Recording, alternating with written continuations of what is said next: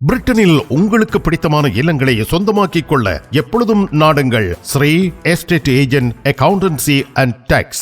எங்களை மிக விரைவாக சந்திக்கும் போது நாங்கள் மிக விரைவாக உங்களுக்கு அந்த வீட்டு பிரச்சனையை தீர்த்து உங்களுக்கு ஒரு சொந்த வீட்டுக்காரராக நாங்கள் மாற்றி அமைச்சு தருவோம். 333 ரெய்னர்ஸ் லேன், பினா. தமிழ் உறவுகளே வணக்கம். இப்பொழுதும் நாங்கள் London Rayners Lane Sri estate agent நிறுவனத்தில் இருந்து பேசிக் கொண்டிருக்கின்றோம்.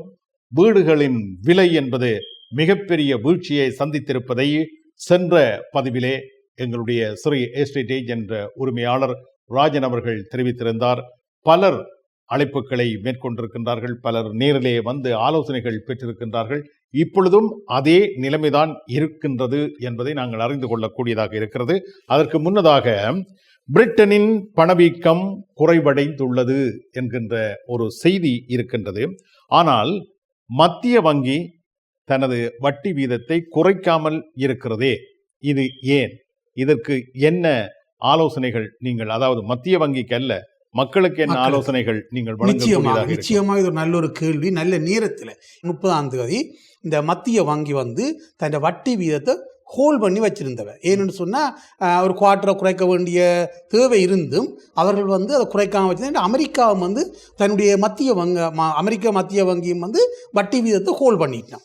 அப்போ அமெரிக்காவும் பிரித்தானியாவை பொறுத்தவரையிலும் இந்த பொருளாதாரம்ன்றது பின்னி பிணையப்பட்டது. அப்போ அங்கே ஒரு மாற்றம் டக்குன்னு இங்கே அங்கே வட்டி வீதத்தை குறைச்சிருந்தா 100% இங்கேயும் 1/4% குறைக்கிறதுக்கான வாய்ப்பு நிறைய இருந்தது. அப்போ அங்கே ஹோல்ட் பண்ணபடியா கிட்ட இங்கேயும் பொருளாதார பிரச்சனை தான். அந்த வகையில் அதாவது 2.6 வச்சுக்கண்டு இன்ஃப்ளேஷன், அதாவது பணவீக்கத்தை 3.75 வட்டி வீதத்தை ஹோல்ட் பண்ணினா அந்த 2.6 இருக்கிற பணவீக்கம் ஒருத்தருக்கும் பிரயோசனம் இல்லாமல் போயிடும். ஏனென்று சொன்னால் அந்த பணவீக்கத்தை குறைக்கிறதுக்கு காரணமே மத்திய வங்கியின் வட்டி வீதத்தை குறைக்கிறதுக்காக.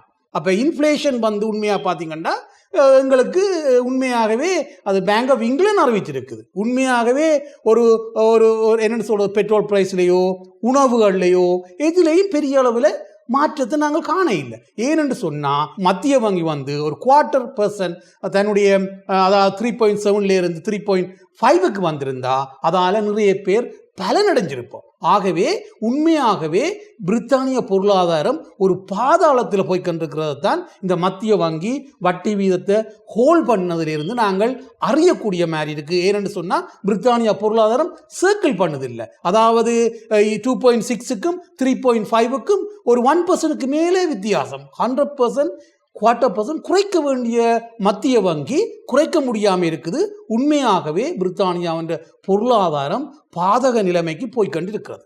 வீடு வாங்க நல்ல நேரம் என்று நாங்கள் கடந்த பதிவில் தெரிவித்திருந்தோம். நீங்களும் அது பற்றி நிறையவே கூறியிருந்தீர்கள்.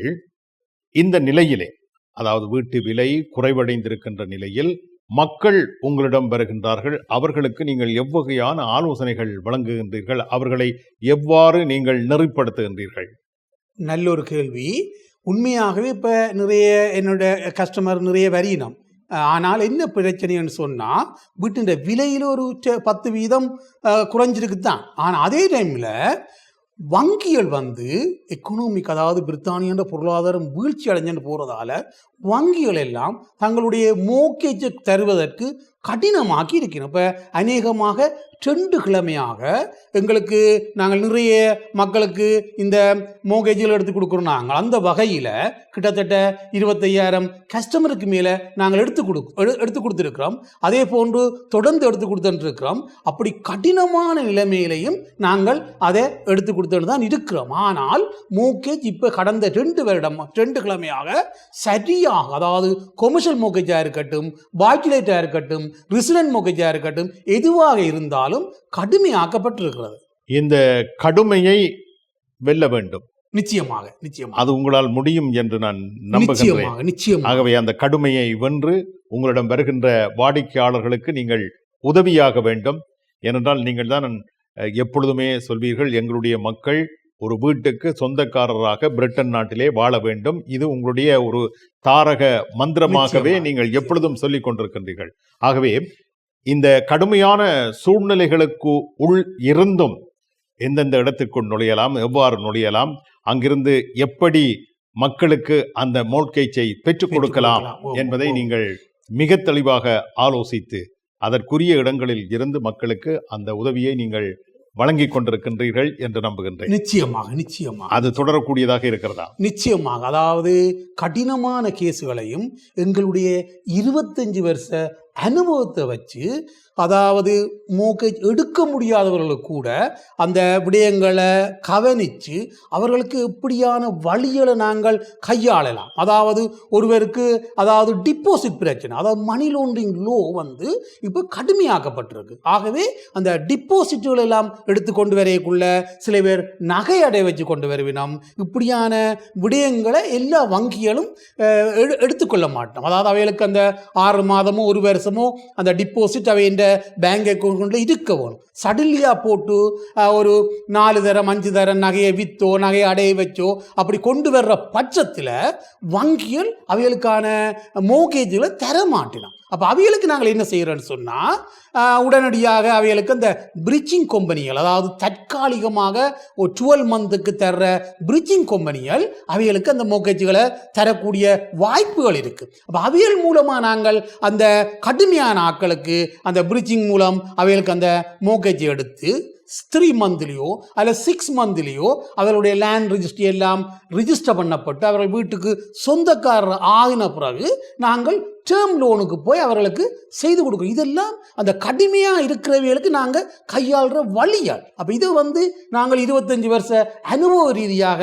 பெற்றதால தான் எல்லா மக்களுக்கும் செய்யக்கூடிய மாதிரி இருக்கு. ஒவ்வொரு மக்களுக்கும் ஒவ்வொரு கிரெடிட் ஃபைல் இருக்குது. அப்போ ஒவ்வொருவருக்கும் ஒவ்வொரு என்னென்னு சொல்கிறது பேங்குகள் இருக்குது. எல்லாருக்கும் ஹை ஸ்ட்ரீட் பேங்குகளுக்கு போயிடாது. சில பேருக்கு ப்ரைவேட் பேங்க்கு போகணும், சில பேருக்கு ஹை ஸ்ட்ரீட் லேண்டருக்கு போகணும். சில வங்கிகள் வந்து பிரிட்ஜிங், அதாவது டெம்பரரி 12 மாத டேர்மில் எடுத்து கொடுக்கணும். இப்போ 12 மாத டேர்மில் நாங்கள் கிட்டத்தட்ட ஒரு 500-700 பேருக்கு, 500 தொடக்கம் 700 பேருக்கிட்ட இப்படி பிரிட்ஜிங் லோனில் எடுத்து டேர்ம் லோனுக்கு மாற்றி கொடுத்துருக்கிறோம். ஒரு கிரெடிட் ஃபைலில் ஒரு பிரச்சனை இருக்கிறவர், கண்ட்ரி கோர்ட் ஜட்மெண்ட், டீஃபால்ட்டுகள், இப்படியான பல பிரச்சனை இருக்கிறவர்கள் பிரிட்ஜிங் லோனை அவர்கள் நாடக்கூடாது. ஏனென்று சொன்னால் அவர்களுக்கு வந்து அந்த டேர்ம் லோன் தர மாட்டார்கள். அப்போ அவர்களுடைய முழு தொகையையும் அவர்கள் இழந்துருவார்கள். இப்படி அண்மையில் ஒரு சிலர் இழந்திருக்கிறோம், என்கிட்ட வந்திருக்கிறோம். அப்போ அவைகளுக்கு நான் ஒரு உதவியும் செய்ய முடியாமல் போயிட்டேன்னு சொன்னால் வேறு இடங்களில் அவர்களுக்கான அந்த அனுபவம் இல்லாமல் போய் கொடுத்து சில சம்பவங்கள் நடந்திருக்கு. ஆகவே அதுகளை நான் யார்கிட்ட போய் நம்ம வந்துச்சு நம்மன்ற விடயங்களை நான் தவிர்த்து கொள்கிறேன். ஆகவே பல விடயங்களுங்கிற மக்கள் பெரிய அளவில் நிறைய பணத்தை இழந்து தங்களுடைய வீடை வாங்க முடியாமல் இப்படியான பல விடயங்களில் என்னட்ட வர்ற மக்களுக்கு நான் அவர்களுக்கான சரியான வழிகாட்டியாக இருந்து விடயங்களை செய்து கொடுக்குறேன். வீடு வாங்க வேண்டும் என்று தீர்மானிப்பவர் நீங்கள். அந்த வீட்டை வாங்கி தருகின்ற அனைத்து பணிகளையும் மேற்கொண்டு தருபவர்கள் இவர்கள். எனவே தாமதமின்றி எப்பொழுதுமே நீங்கள் தொடர்புகளை ஏற்படுத்திக் கொள்ளலாம். ஸ்ரீ எஸ்டேட் ஏஜென்ட் ரெய்னஸ் லேன் தொடர்பு கொள்ளுங்கள். உங்களுக்கு வேண்டிய ஆலோசனைகளை பெற்றுக்கொள்ளுங்கள். ஒரு வீட்டின் உரிமையாளராக மாறிக்கொள்ளுங்கள். மிக்க நன்றி. நன்றி. வணக்கம்.